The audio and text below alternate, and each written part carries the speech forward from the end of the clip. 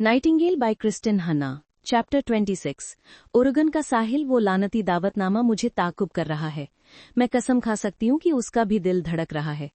कई दिनों से मैंने उसे नजरअंदाज किया था, मगर आज सुबह के रोशन मौसम में मैं अपने आप को काउंटर के सामने खड़ा पाती हूँ, उस पर नजरें जमाए हुए। अजीब बात है, मुझे याद नहीं आता कि मैं यहाँ कैसे आई, और फिर भी यहाँ हूँ।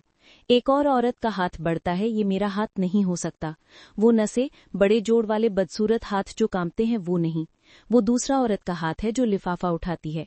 उसके हाथ मामूल से भी ज्यादा कांप रहे हैं। बराए करम, आप 7 मई 1995 को पेरिस में AFES की मुलाकात में शामिल हों। जंग के इख्तिताम की 50वीं सालगिरह।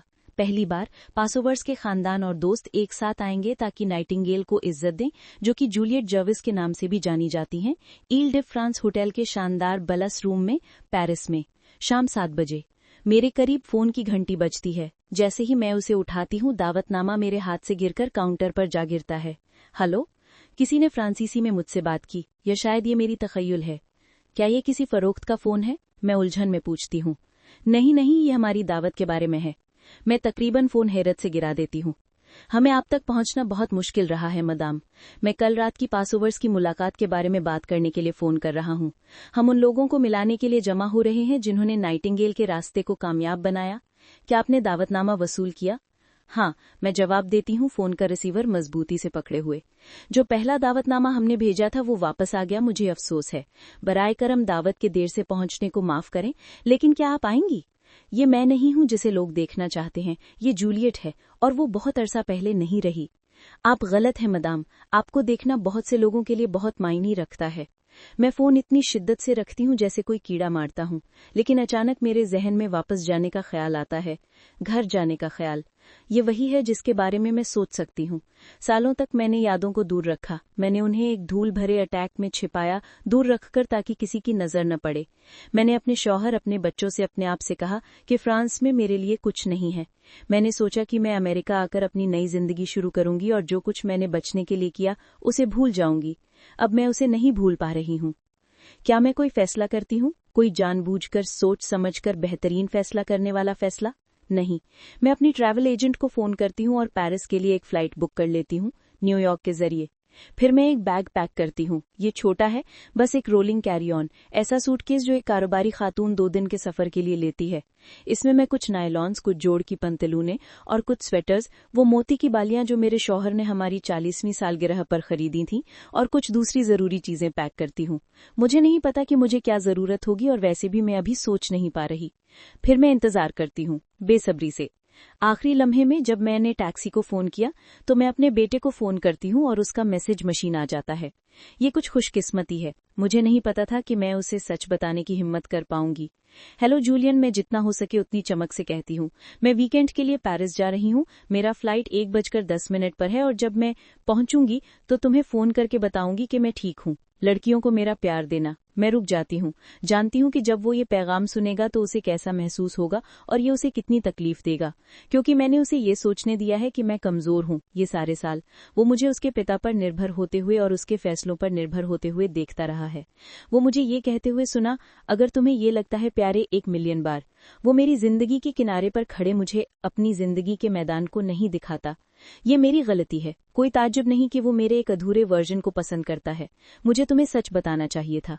जब मैं फोन रखती हूँ तो देखती हूँ कि टैक्सी बाहर आकर रुकती है और मैं जा रही हूँ। Thank you for your attention. Nightingale by Christine Hanna. October 1942, France.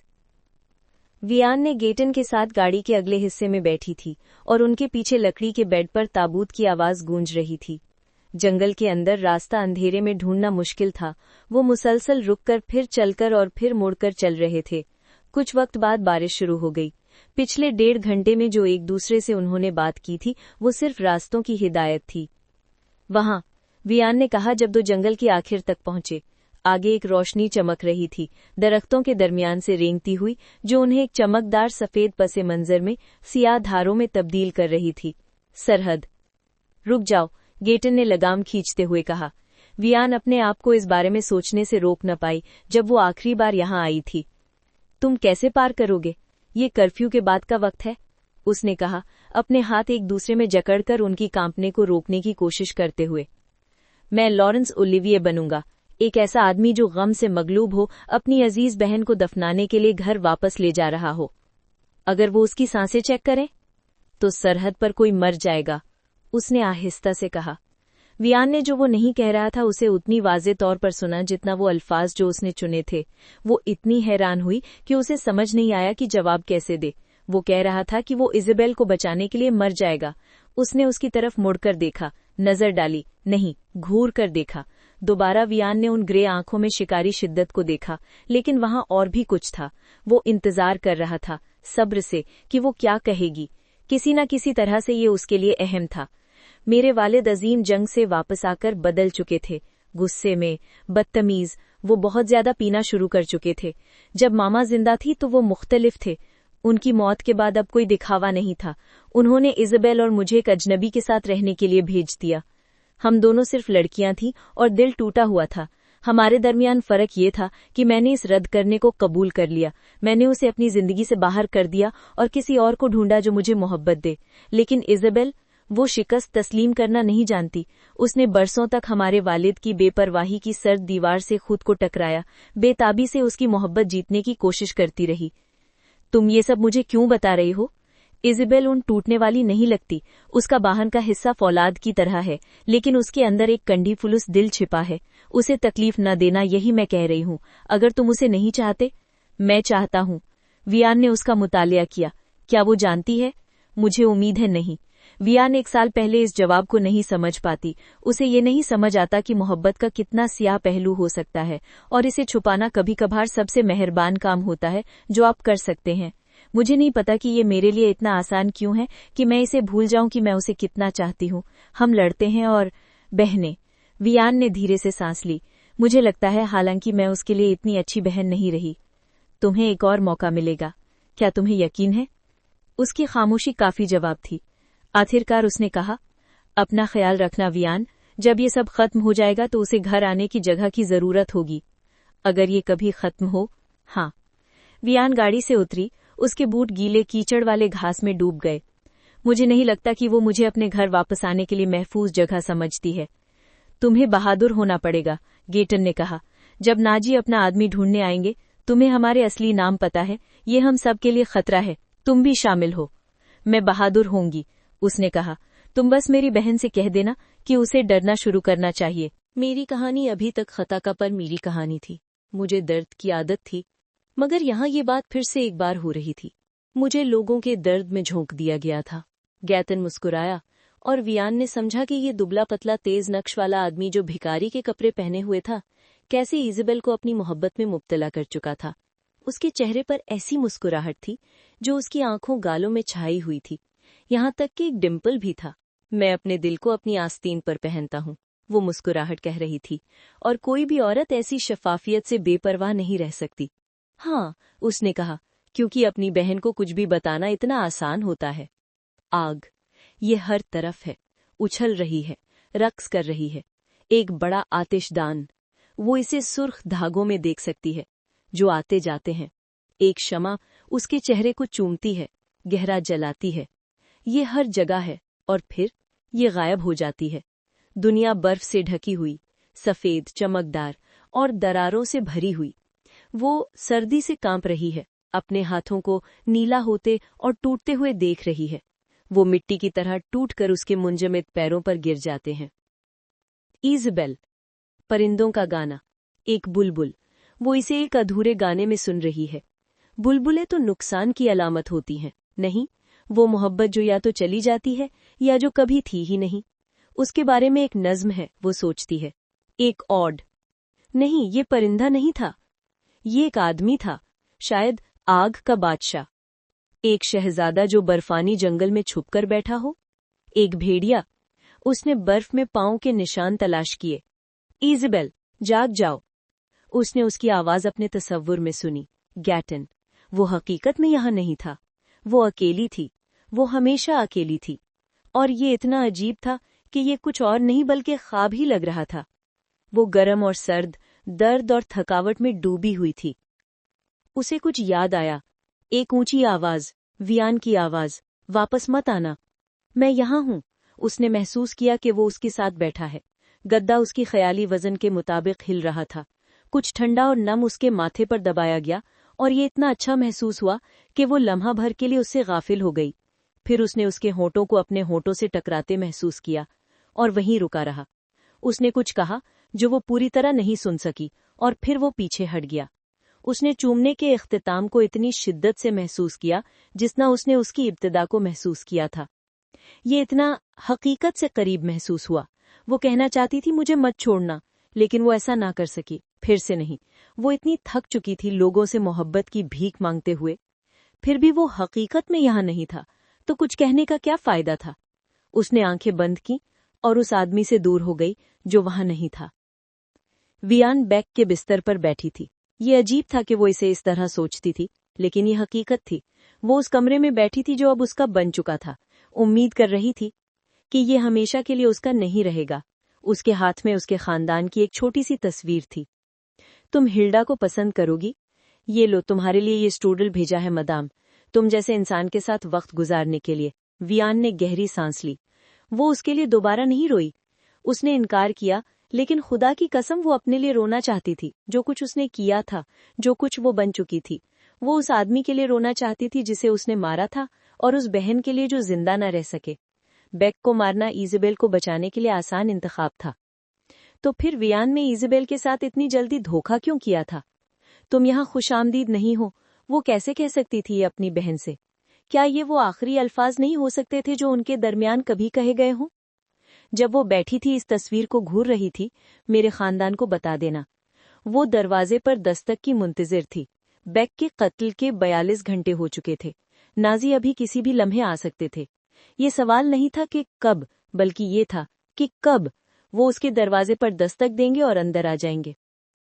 उसने घंटों इस बात पर गौर किया कि क्या करना चाहिए। क्या वो कम्यूडेंट के दफ्तर जाकर बेक को लापता रिपोर्ट करे? नहीं, बेवकूफ़ी है। कौन फ्रांसीसी ऐसा करेगा? या फिर वो उनका इंतजार करे जब तक वो खुद नहीं आते हैं? कभी अच्छा नहीं होता।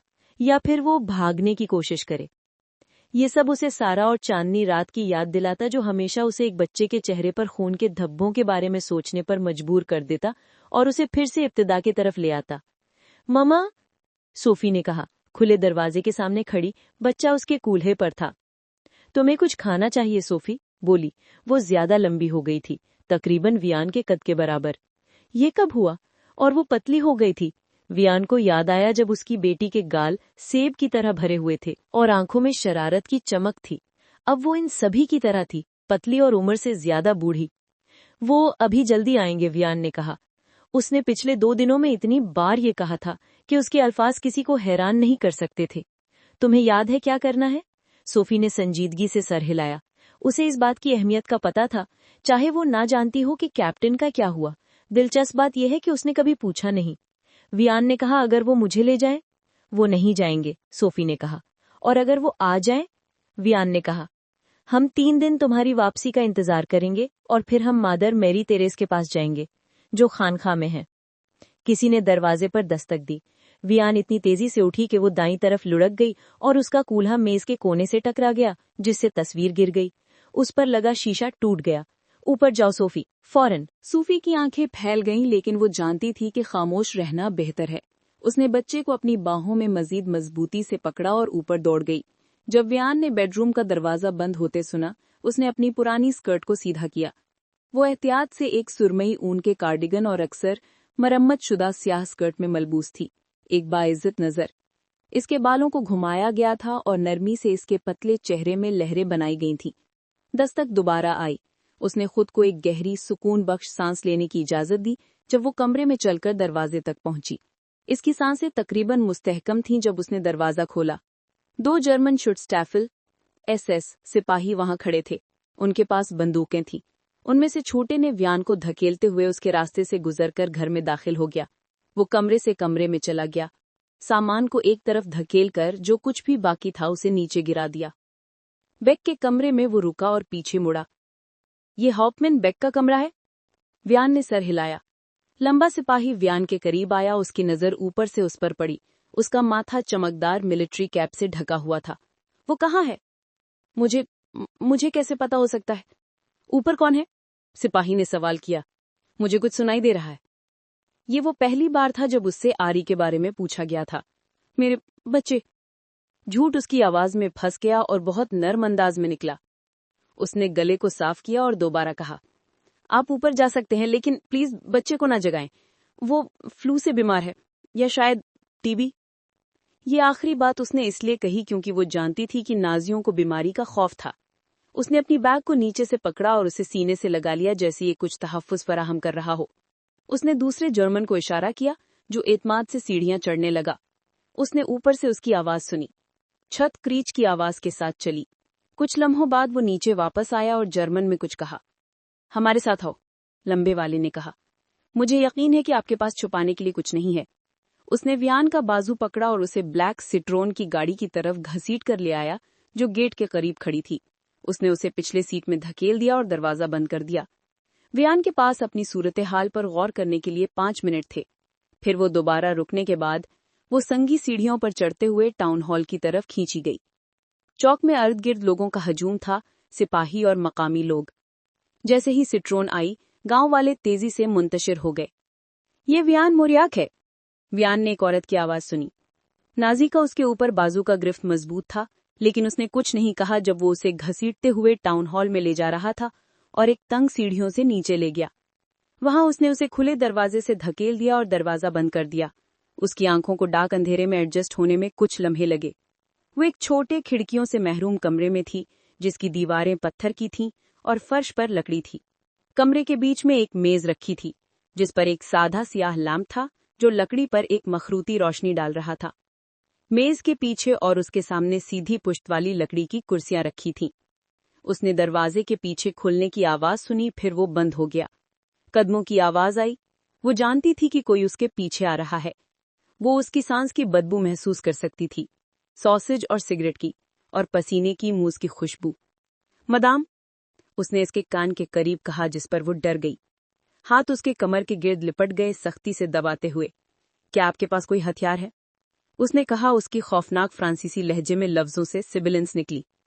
उसने इसके पहलुओं को महसूस किया, अपनी मक्खियों की तरह उंगलियों को उसके चेहरे पर फेरते हुए और सबसे छोटा सा दबाव देते हुए। फिर उसकी टांगों तक पहुंचा। कोई हथियार नहीं। अच्छा। वो उसके पास से गुजरा और मेज के पीछे बैठ गया। नीली आंखें चमकदार काली मिलिट्री कैप के नीचे से झांक रही थीं। बैठो।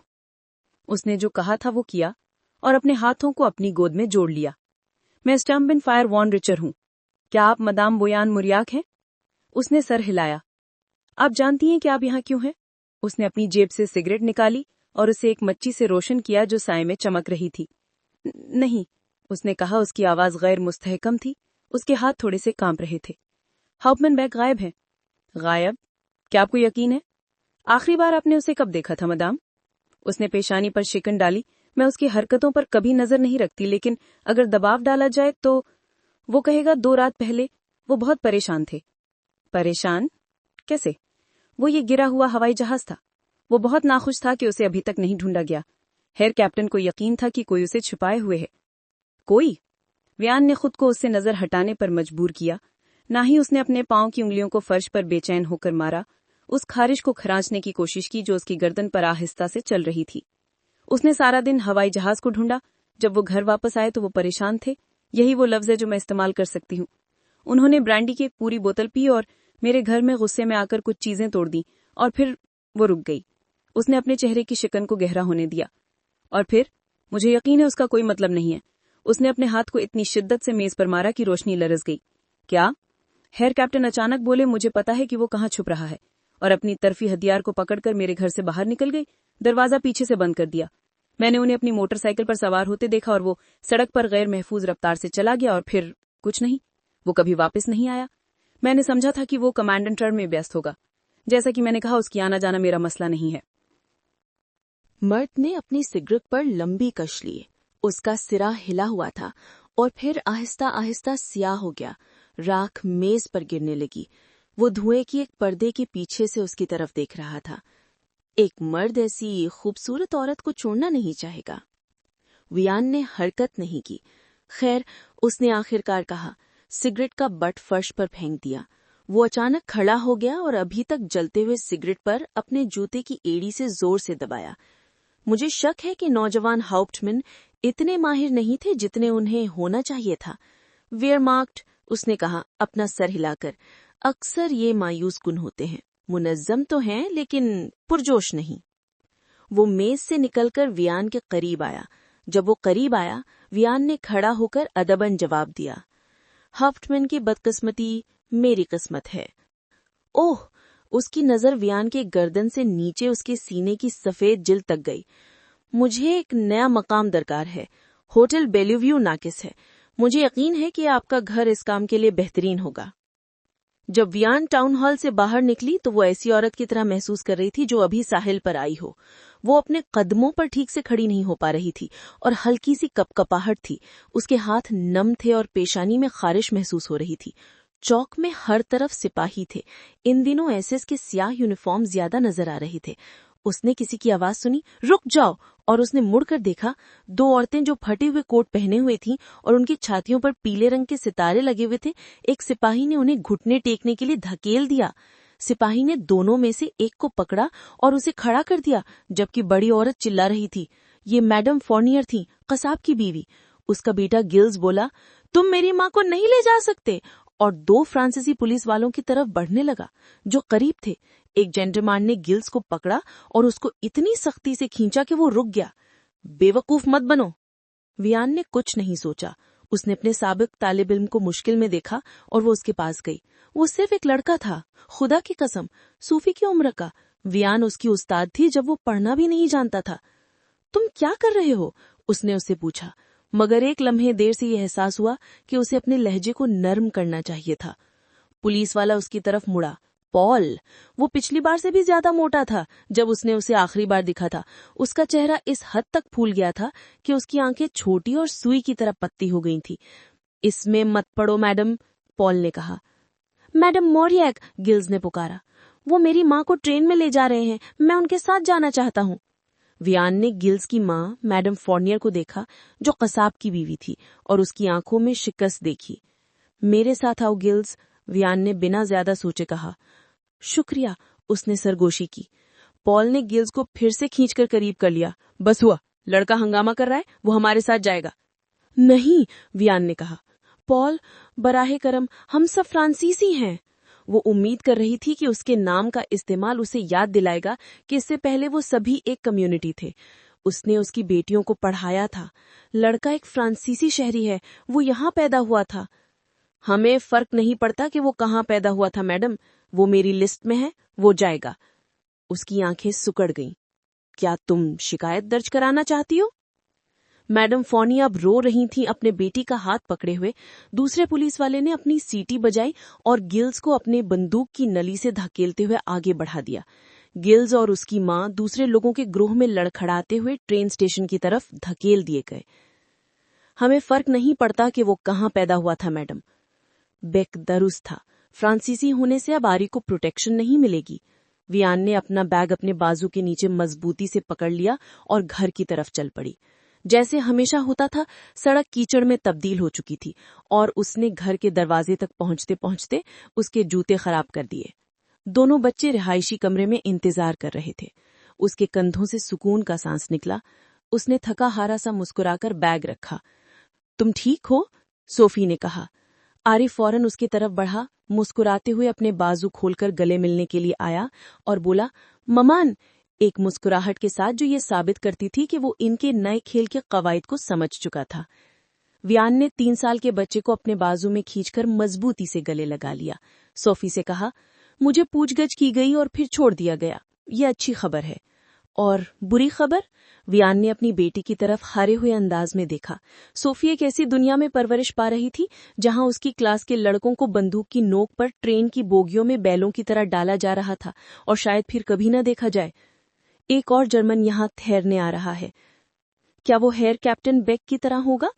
वियान ने वॉन रिच्टर की बर्फ की तरह नीली आंखों में वहशी चमक और जिस तरह उसने उसकी तफ्तीश की थी याद किया। नहीं, उसने आहिस्ता से कहा, मुझे नहीं लगता कि वो ऐसा होगा।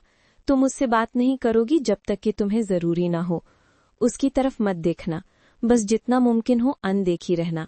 और सोफी, अब वो फ्रांसीसी पैदा होने वाले यहूदियों को मुल्क बदर कर रहे हैं, बच्चों को भी। उन्हें ट्रेनों में डालकर काम के कैंपों में भेज रहे हैं। वियान ने रेशल के बेटे को मजीद मजबूती से थाम लिया। अब वो डैनियल है, तुम्हारा भाई, हमेशा के लिए, यहाँ तक कि जब हम अकेले हों। कहानी ये है कि हमने उसे नीस में किसी रिश्तेदार से गोद लिया था।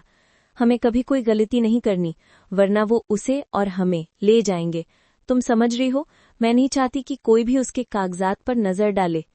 मुझे डर लग रहा है ममान, उसने आहिस्ता से कहा। और मुझे भी सोफी, वियान बस यही कह सकी। अब वो इस खतरे को साथ उठा रही थी। इससे पहले कि वो कुछ और कह पाती, दरवाजे पर दस्तक हुई और स्टॉर्म बैनफियर वॉन रिच्टर उसके घर में दाखिल हुआ। बिल्कुल एक नेजे की धार की तरह सीधा खड़ा, उसका चेहरा चमकदार सियाह फौजी टोपी के नीचे बेतासुर था। उसकी सियाह यूनिफॉर्म पर चांदी के आयरन क्रॉस मुख्तलिफ जगहों से लटक रहे थे। उसकी कॉलर पर, उसके सीने पर एक स्वास्तिका पिन उसके बाईं सीने के जेब पर सजा था। मदाम मोरियाक, उसने कहा, मैं देख रहा हूं कि आप बारिश में घर चलकर आईं। हाँ, उसने जवाब दिया, अपने चिपचिपे और खुश्की से बिखरे हुए बालों को अपनी आंखों से हटाते हुए। आपको मेरे आदमियों से सवारी मांगनी चाहिए थी। ऐसी खूबसूरत औरत को जैसे कि आप हैं, कीचड़ में बैल की तरह नहीं चलना चाहिए। हाँ शुक्रिया, मैं अगली बार उन्हें सवारी के लिए इतनी जुर्रत कर लूंगी। वो बिना टोपी उतारे आगे बढ़ा। उसने चारों तरफ देखना शुरू किया, हर चीज का मुताला करते हुए। वो पुख्ता तौर पर यकीन कर सकती थी कि उसने दीवारों पर लगे हुए निशानों को देखा था, जहां कभी पेंटिंग्स लगी होती थीं। खाली चिमनी और फर्श पर रंग की तब्दीली, जहां कई दशकों से कालीन बिछे हुए थे। सब कुछ अब चला गया था। हाँ, ये ठीक रहेगा। उसने बच्चों को देखा। और ये कौन है? उसने दहशतनाक फ्रांसीसी में पूछा। मेरा बेटा, वियान ने कहा, उसके साथ खड़े होकर इतनी करीब आकर कि दोनों को छू सके। उसने डैनियल नहीं कहा, क्योंकि उसे डर था कि आरी उसे दुरुस्त कर देगा। और मेरी बेटी सोफी। मुझे याद नहीं आता कि हाउपमैन बेक ने 2 बच्चों का जिक्र किया था। खैर, उसने कहा, सोफी को ब्रीफ और सख्ती से सर हिलाते हुए। तुम लड़की, जाकर मेरी बैग ले आओ। वियान से कहा, मुझे कमरे दिखाओ, मैं वो कमरा मुंतखब करूंगा जो मुझे चाहिए। Thank you for your attention.